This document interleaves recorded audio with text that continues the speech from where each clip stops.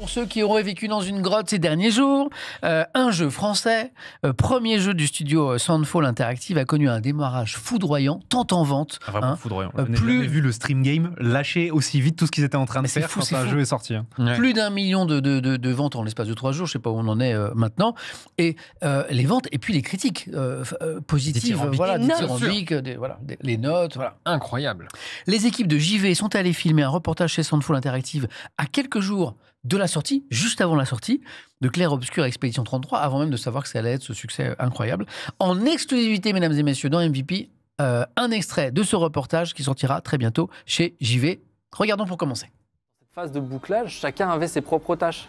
Par exemple, pour Guillaume, le directeur créatif, c'était la bande-annonce de lancement. Un trailer en soi, c'est pas très long quand on connaît le jeu. Ouais, c'est vraiment comment on fait encore plus monter la hype sur le jeu sans trop en dévoiler, sachant qu'on a beaucoup de twists dans le jeu et qu'on veut vraiment garder secret.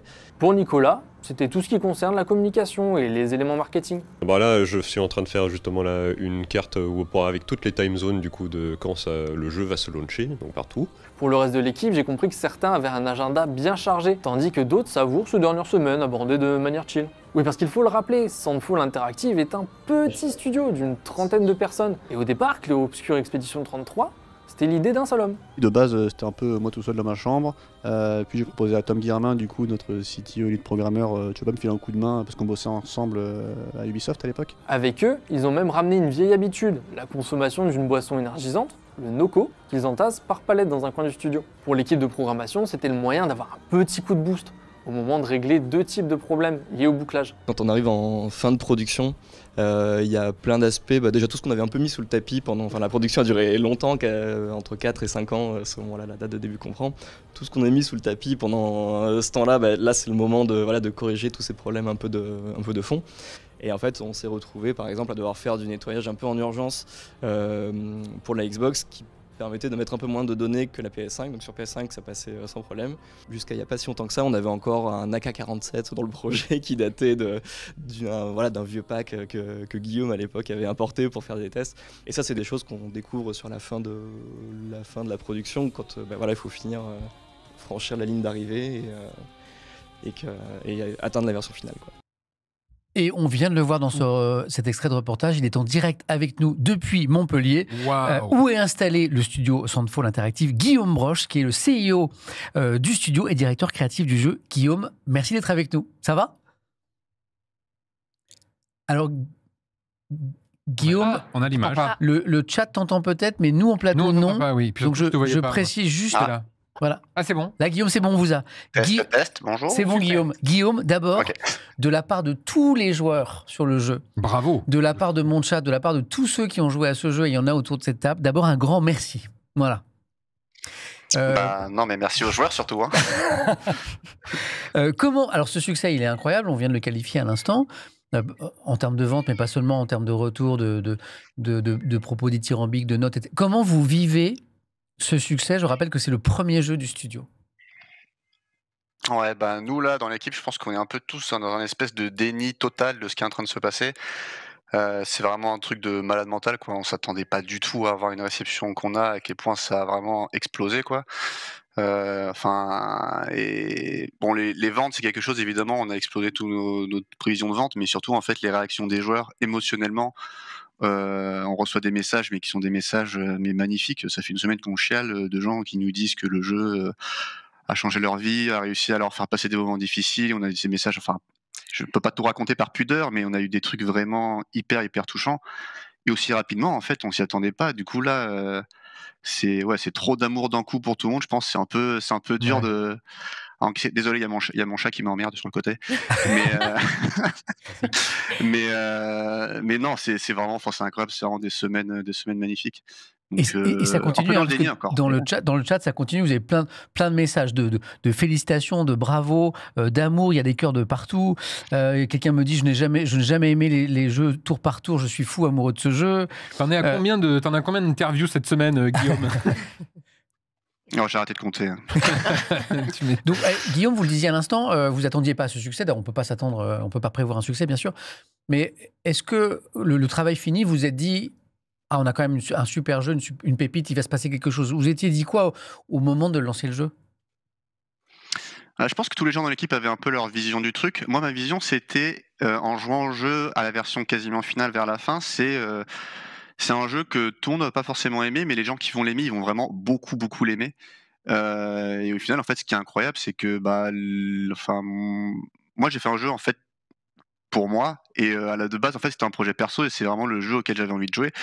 Et je me suis dit: «Je dois pas être le seul», et en fait, de se rendre compte à quel point ce projet qui était vraiment un pur projet passion et d'amour, quoi, qui explose comme ça et que ça résonne avec autant de gens, mais en fait niveau histoire, niveau gameplay, niveau musique, niveau DA, c'est une sensation, ouais, c'est très overwhelming pour utiliser un anglicisme, mais non, c'est vraiment c'est trop bien, quoi. En fait, on se pose tous la question de savoir comment est né le jeu, quelle a été son inspiration. Et en fait, à vous écouter, vous disiez à l'instant, en fait, vous avez fait le jeu auquel vous rêviez de jouer, vous, en fait. Ouais, c'est ça. Ça m'a coûté un peu cher, mais ce jeu est sorti maintenant. Alors, donc très bien. c'était aussi l'une de mes questions, parce qu'en vrai, on parle ici, on est là aussi pour parler de travail, justement, autour du jeu vidéo, et comment on en arrive à pouvoir faire un jeu vidéo, surtout quand c'est le premier, pour employer autant de personnes. Comment ça marche, ça? Si des gens ont envie de faire le même travail que toi un jour, Guillaume. Ouais, alors, dites bonjour au chat. Il veut passer à la télé. Non, en fait, je pense que chaque histoire est un peu différente. Nous, la manière dont ça s'est passé, c'est... Vas-y, punch, attends. Hop là, dégage. Il aura un câlin après. Non, mais en gros, nous, c'est la façon dont ça s'est passé, c'est que de base, en gros, moi, je bossais tout seul un peu dans ma chambre sur le premier proto, et en fait, au fur et à mesure, l'équipe a grossi, au fur et à mesure que j'avais besoin de gens. Tom, qui est notre CTO aujourd'hui, qui m'a rejoint très tôt sur la partie technique, puis Laurien sur la musique, Jennifer sur le voice acting et l'écriture, Nicolas sur la DA. En fait, le truc a un peu grossi, mais au début, c'était vraiment un projet qui avait pas vocation à sortir vraiment, quoi. Ou en tout cas, pas un projet commercial. Et en fait, au bout d'un moment où le projet a grossi, on avait suffisamment de gens dans l'équipe, on s'est dit, il faut qu'on le fasse pour de vrai. Et c'est là que, moi j'étais à Shanghai à l'époque, je suis rentré en France, et on a vraiment commencé à créer la boîte. Et du coup, en fait, on avait un prototype déjà d'à peu près 1h30 de jeu. Bon, Nicolas avait pas encore bossé dessus, donc c'était un peu moche, parce que c'était comme moi tout seul globalement au graphisme. Et en fait, on a réussi à faire une première levée de fonds auprès de Business Angel, ce qui nous a permis en gros de nous financer pendant un an et demi, avec une équipe de 6 personnes, enfin 6-7 personnes. Et du coup, avec ça, en gros, on a fait ce qu'on appelle une vertical slice, qui est en gros une partie du jeu, une démo d'1 heure, en gros, mais en qualité finale. Bon, en vrai, c'était pas du tout la qualité finale, maintenant qu'on la revoit, c'était vraiment très moche. Mais ça nous a permis, en gros, de partir à la GDC, la Game Developer Conference à San Francisco, et de pitcher notre jeu au publisher avec quelque chose de solide, quoi. Et c'est là qu'on a rencontré Kepler. On a eu pas mal de chance parce qu'en fait la démo a beaucoup plu à beaucoup de monde. Du coup, on a pu un peu choisir notre éditeur. Ah ouais, la chance. On a vraiment Fou. On a vraiment raisonné avec Kepler, qui sont en fait c'est un publisher qui a été créé par plusieurs studios indépendants, et du coup ils avaient vraiment cet esprit très indé, créa avant tout, et du coup ils ont financé tout le reste de la production, fait le marketing, et surtout en fait ils nous laissaient une liberté créative absolument totale, ce qui est vraiment la raison principale pour laquelle on voulait bosser avec eux. Et là, du coup, aujourd'hui, ils doivent être très heureux, je pense, d'avoir été choisis. Du coup, il y a un chiffre qui est omniprésent dans le jeu, c'est le chiffre 33. On dit que l'équipe, on a parlé d'une équipe réduite de 6, mais l'équipe aujourd'hui de Saintfall, en tout cas, l'équipe autour du jeu, c'est 33 personnes, plus un chien. Alors, les viewers me parlent souvent de ce chien. J'ai vu un chat. il a quel rôle, ce chien? C'est quoi l'histoire du Il chien? est déclaré à l'URSSAF, C'est quoi l'histoire du chien? Il est grassement payé. Il grossit d'ailleurs en ce moment, ça va pas du tout. Non, en gros, le lead character artist, qui est Alan Reno, est un gros fan du personnage de Monoko qui est dans le jeu. Du coup, le chien s'appelle Monoko, et c'est un peu la mascotte du studio. Enfin, il est là quasiment tous les jours. C'est celui qu'on appelle le business manager, parce qu'il vient faire des câlins à tout le monde toute la journée. Bah voilà, le fameux. Forcément, c'est le secret du bonheur au travail. C'est sûr. Guillaume, une dernière chose. Donc là, on le sent, on le voit, on est super heureux pour vous. Je pense que vous êtes sur un petit nuage, et toute l'équipe. Et maintenant, on a envie. Votre studio, tout le monde va le regarder avec beaucoup d'attention maintenant. Et quels sont les projets? Est-ce qu'il y a des choses en développement? Est-ce que vous commencez déjà à annoncer des choses? C'est quoi le futur de Saintfall maintenant? Ouais, bah ça c'est dur à dire maintenant parce que même nous on est complètement dépassés par les événements aujourd'hui. Évidemment le futur de Sunfall ça dépendait aussi du succès d'Expédition 33. Si tout le monde jouait au jeu, il disait franchement c'est ultra pourri votre gameplay turn-based avec de la réaction, bon on a peut-être trouvé autre chose. C'est pas le cas donc c'est super cool et là forcément ça rebat un peu les cartes de notre côté.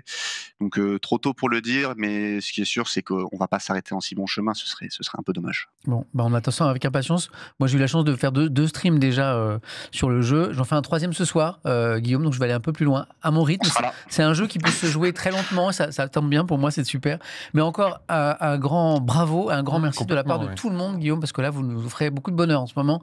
Donc profitez, vous l'avez mérité. Et merci d'avoir été en direct avec nous depuis Montpellier. Merci Guillaume. Merci beaucoup. Et ils vont avoir pas mal de CV, je pense. Et bisous au chat. Ouais. Merci Guillaume. Et alors c'est pas tout parce que je vous ai promis une page consacrée à Clair Obscur. Donc on a vu un extrait du reportage. On a eu Guillaume Broche qui est le CIO et pas seulement parce qu'on l'a compris, il n'est pas que directeur du studio, il est aussi à l'origine vraiment de ce jeu quoi. C'était sur une espèce de rêve qu'il a réalisé. La passion hein. C'est fou hein. La passion. Et puis là on sent qu'il est voilà, il y a un petit nuage qui est très agréable. Et c'est pas tout parce que il y a quelque chose qui est salué dans ce jeu, c'est la musique. Dès les premières notes du jeu, vous avez tous les joueurs qui disent waouh, cette musique. Mais où est-ce que je suis en fait Et moi, c'est la première fois que je retiens la mélodie. Je ne vais pas vous la chanter par respect pour le compositeur. C'est la première fois. Je vois de quel motif tu parles. Il y a le même motif dans tous les morceaux. Vas-y, chaque-le. Non. Allez-y. Mais voilà, et c'est magnifique. Et donc, je sais que en stream, les gens en parlent en permanence. Mais voilà. Et vous savez quoi ? Eh bien, le compositeur de cette musique, il est avec nous, mais il n'est pas en duplex. Il est avec nous. Il s'appelle Lorien Testard et il nous rejoint. Let's go. Bonjour. Lorien. Bonjour, bravo. On l'applaudit en fait. Ah ouais, bravo. Alors là. Merci beaucoup. Bravo. Ça va, Lorien ? Ouais, ça va très bien. Cette musique incroyable, je prends Lorien, je prends le chat. Le GOAT, Lolo le GOAT, Lorien la légende, Lorien je t'aime. Voilà, bon, vous irez voir le chat après. J'ai une question. Alors je suis désolé d'être casse-couille d'entrée, mais vous avez très gentiment mis la soundtrack du jeu sur YouTube. Oui. Et elle dure 8 heures. Oui. Et vous l'avez séparée en acte 1, acte 2, acte 3. Oui. Il y aurait moyen de la séparer par track. Non mais Il y aurait moyen de la séparer par track pour qu'on puisse facilement retrouver les morceaux identifiables petit à petit. Il y a toutes les tracks sur Spotify une par une. Ah ouais. Il y a les 154 En fait, elles sont sur toutes les plateformes. Il y a les 154 une par une. 154. Et pour YouTube, ça va arriver, mais on voulait faire un truc super cool pour ça. Incroyable. C'est Eh ben impeccable. Je n'ai plus d'autres questions. Merci beaucoup. On a appris que The Great Review n'était pas très Spotify. Voilà, du tout. Moi, j'écoute la musique compressée sur YouTube comme un sauvageon. non mais Ouais, il va y avoir 50 en face là. Mais elle est magnifique. Tu vois, la qualité de YouTube suffit pour que je revoie que la soundtrack est magnifique. Je l'écoute aussi sur YouTube. J'ai tellement aimé que j'ai demandé plus de timer pour trouver les morceaux. Les timecodes, c'est un côté un peu charmant pour les gens parce que du coup, ils sont obligés de chercher un petit peu plus et ils écoutent le début des morceaux et tout de suite. C'est vrai. Ça leur fait imaginer un peu. Lorien, la réaction de ceux qui jouent à ce jeu en ce moment est unanime. La musique, elle est magnifique, elle est formidable. Les gens en parlent beaucoup. Elle vous touche ces réactions ? Oui, parce que je crois que c'est. Je vous ai vu dans une interview parler de 4 à 5 ans de travail. Vous confirmez que c'est 4 à 5 ans de votre vie de travail ? Cette BO, c'est 5 ans de ma vie entièrement. Entièrement. 150 musiques, c'est ça ? En vrai, il y en a eu beaucoup plus, mais ça, c'est qui ont la été version sélectionnées. finale, Ouais. Okay. 4 à 5 ans. Donc oui, c'est vraiment... j'ai passé chaque jour de ma vie depuis 5 ans à composer ça. Quoi. Donc là, vous devez être super touché par toutes les réactions. C'est extraordinaire. J'avais un peu même pas les mots pour ça, parce que du jour au lendemain, la musique, elle est plus avec moi, elle est avec le monde entier. Et elle vit. Il y a des covers, il y a des gens qui la chantent, qui la dansent, il y a des mèmes de partout. C'est exceptionnel à vivre. C'est fou. La musique est exceptionnelle en fait. Je sais pas si on s'en rend compte parce que c'est un vrai plus dans le jeu. Tout à l'heure, on a entendu, il y a beaucoup de personnes qui disaient même dans le chat, il y a des gens qui aiment pas le tour par tour, qui aiment pas les jeux de combat au tour par tour. Et en plus, je sais qu'il y a le mode histoire qui le permet. Je pense que vraiment, entre la narration et tout le sound design, tout l'univers sonore, la façon dont on est accompagné, et surtout, faut pas croire qu'on voit pas les petits détails de « Ok, donc là, on est dans Paris, donc là, il y a quelque chose qui va se battre, qui va être... » Voilà, dans la culture, je spoil pas comme ça, je sais pas, mais qui va être lié un peu à la culture française et parisienne, et même en fait... L'accordéon ? Ouais, voilà. L'accordéon, du coup, qui est assis, mais je voulais pas spoiler le boss pour ceux qui auraient pas vu. No spoil, no spoil. Non, je spoil pas, justement, on sait pas de quoi je parle. Mais justement, on voit le raccord musical, que chaque petit détail, chaque petit élément... C'est vrai que moi, je suis pas étonnée sur les 5 ans, mais Du coup, comment ça s'est... On a parlé de la team audio tout à l'heure. Ouais. J'évoquais le fait que dans beaucoup de gros studios, malheureusement, la team audio passe souvent en dernier. Alors, On t'as leur crunch ou pas remet- crunch? Alors, non, mais c'était voilà, le côté un peu, voilà, faut travailler très vite et tout. Ils n'ont pas toujours tout Ouais. de suite les choses. Il y a beaucoup de changements qui se refont à la dernière minute.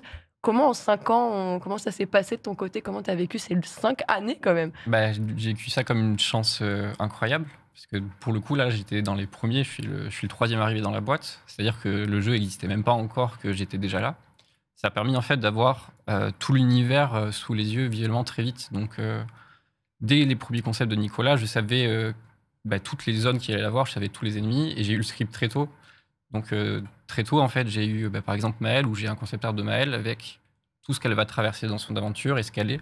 Ok. Et du coup, pour composer Maëlle, c'était il y a déjà 4 ans. Et du coup, le personnage vit pendant 4 ans. Et tous les motifs de ce personnage, toutes les mélodies de ce personnage, elles accompagnent aussi le reste des morceaux parce que je peux m'amuser avec pour les réutiliser ou non et les modifier un petit peu. En fait, le studio a souhaité dès le début que la musique Oui. soit essentielle dans le jeu. Oui, En fait.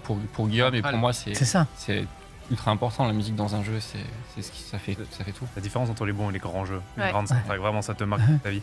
Le motif que lui, il veut pas chanter, là, qui est partout, le ta-na-na-na-na-na, tu l'as trouvé vite? À quel moment? Est-ce que quand tu l'as trouvé, tu t'es dit c'est bon, c'est ça ou... Alors, Lumière, c'est un des premiers morceaux que j'ai fait sur le jeu. À l'époque, c'était un jeu qui s'appelait We Lost. Et on avait une ville qui s'appelait Victoria à l'époque, qui était une ville faite avec des assets steampunk que Guillaume avait trouvé sur les marchés d'Unreal. Et dans cette ville, du coup, il y avait déjà un petit peu l'idée de la capitale du jeu.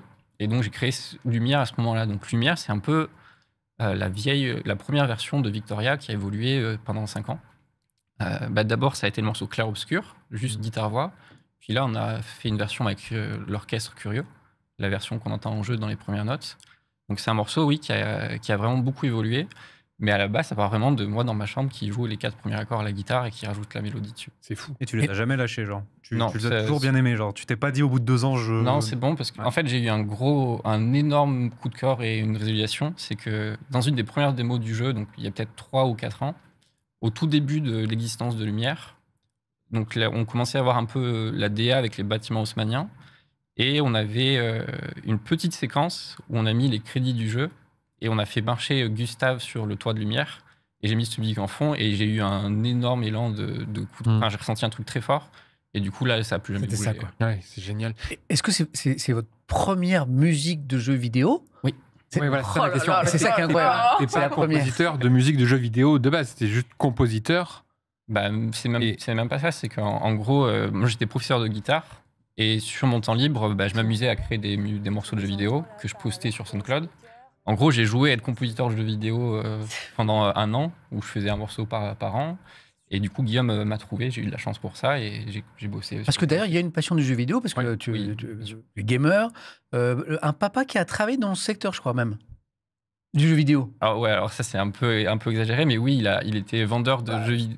Non, mais il a travaillé 2 ans en Ah oui. vendeur de jeux vidéo 2 ans, ok. quand j'avais 2 ans. Donc, Ouais, non. du coup, Ah on a oui, tout donc non, récupéré. ok. Non, Ok. maintenant mon père est sculpteur et il fabrique des figurines D'accord. de bande dessinée. Famille d'artistes, quand même. Est-ce que tu as eu des retours justement, parce que du coup tu joues depuis longtemps, j'imagine que voilà, l'univers, Oui. le jeu vidéo, ça faisait partie de ta vie. Est-ce que tu as eu des retours justement d'autres compositeurs de jeux ou d'autres Ah ouais. professionnels du secteur qui sont revenus te voir avec des étoiles dans les yeux en Ah ouais, disant merci, mais... Là, depuis 3 jours, j'ai des centaines de messages. C'est vrai, c'est vrai. Donc, il y a beaucoup de compositeurs qui disent bravo, c'est incroyable. Je pense que tu vas être beaucoup appelé aussi. Et par ça. la difficulté Et maintenant, qui ça va être de même. choisir le projet, Ouais, de choisir le en projet. fait. Bon, il est tout trouvé, le projet. Ça y est, oui. Pourquoi Il a sa 34. team, Ah oui. il a son équipe. Parce qu'en fait, tu nous l'as dit au début de notre échange, tu n'étais pas en freelance, en fait, tu as été intégré à l'équipe, tu es... Alors, je suis intégré à l'équipe étroitement, mais moi, mon statut légal, freelance, c'est artiste-auteur. Ok. En fait, tu veux poursuivre en fait avec Soundful, en Oui, fait. bien sûr. C'est ça. Oui. Enfin, il n'y a rien de mieux que de créer un univers de zéro. Et... N'hésitez C'est à pas, vous, maintenant. n'essayez pas de le débaucher, amis des ça, autres hein, studios. et- Non, ça ne va pas être possible. Mais par contre, justement, ça arrive souvent. En gros, sur ton statut, c'est-à-dire que est-ce que dans ce milieu-là, les compositeurs ont tendance à être embauchés par des studios ou au contraire, ils sont, enfin, en tout cas, à suivre les studios comme ça, ou ils sont plus au projet, tu vois, si. Honnêtement, qui j'ai veulent- pas assez de connaissances dans le milieu pour Ok. répondre. Je sais pas Ah vraiment. oui, c'est ton comment- premier projet, comment- bien Je sais sûr. que sur Skyrim ou sur les grosses licences comme ça, c'est pense des que- grands noms qui sont du coup un peu attitrés, mais qui sont appelés et qui peuvent être rappelés sur d'autres projets. Je pense que un peu chaque studio et chaque jeu a son histoire avec les musiciens et les compositeurs qui l'embauchent. Je pense que ça doit dépendre réellement de qui est à la tête du projet et ce qu'il a envie pour la musique. Si ça arrive 1 an avant la fin ou 4 ans avant la fin, ou s'ils ont déjà quelqu'un en tête, ou si ils cherchent. Je sais pas trop comment ça marche. Tu es gamer, tu es musicien, tu es compositeur. Pendant 4 à 5 ans, tu as eu le temps de réfléchir à ce que... Qu'est-ce que doit être, quelle est la mission d'une musique sur un jeu vidéo? Quelle définition tu en donnerais? Il faut que la musique que je mette dans le jeu, elle me fasse sentir que le monde autour de moi est vivant et que c'est un monde unique et que c'est un monde qui est spécial à mes yeux. Donc tant que la musique que moi je mets dans l'univers du jeu, elle me crée pas quelque chose, je vais pas la mettre. Donc pour moi, la musique, elle sert à créer le monde qui entoure le jeu. Et elle sert à donner une âme au personnage, elle sert à donner une âme à chaque lieu, à chaque location. Bah dans le jeu, ça marche. Hein. C'est quoi tes soundtracks préférés dans d'autres jeux? J'aime Mario beaucoup Zelda. Zelda, pour le côté poétique et très lié à chaque lieu, chaque environnement, chaque personnage. J'aime beaucoup Xenoblade aussi.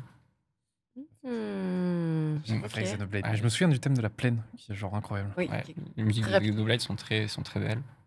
Et oui, Zelda, un vraiment gros coup de cœur. Vraiment les titres épiques, où vraiment il y a ce côté très contemplatif qui se marie avec l'environnement. Non, la musique de Terry sur le bateau. Ouais, mais en fait, c'est ça. Enfin, quand je dis épique, c'est que en fait, tu la retiens. C'est vraiment, quand je dis épique, c'est qu'elle te fait vivre un moment. Et je pense que, comme il disait, il y a des moments qu'on n'oubliera jamais dans le jeu, grâce aussi à sa musique. Non seulement il y a... C'est ça, c'est que le ranch long dans Zelda, j'y ai pas mis les pieds depuis 20 ans et la musique, elle est en moi et je sais ce que c'est. On a le souvenir marqué. Il y a une petite... Après 4 ou 5 ans d'une œuvre et hop, là, ça y est, c'est la délivrance. Il y a une petite pause quand même, il y a une petite vacance. Là, ouais, je veux absolument profiter de tout l'amour qu'on reçoit. C'est voir tous les joueurs qui jouent au jeu, voir leurs réactions, les voir rire, pleurer, c'est incroyable. Là, il y a toutes les premières covers qui sont en train d'arriver, des gens qui reprennent les thèmes du jeu. Il y a des mèmes sur Internet sur la musique. C'est trop. Il y aura peut-être un concert incroyable. Un jour, un truc comme ça. C'est un truc qu'on rêverait de faire. Ouais. Ah En ce moment, il y a les concerts PlayStation, là, typiquement. Là, moi, Le concert Zelda au Albert Hall pour les 25 ans, c'est toujours un des plus beaux concerts que j'ai vu de ma vie. J'espère que tu auras un concert comme ça un jour. C'est mérité, on en rêve, honnêtement. Super idée, le concert. C'est pas de moi, je pense qu'il l'avait eu déjà.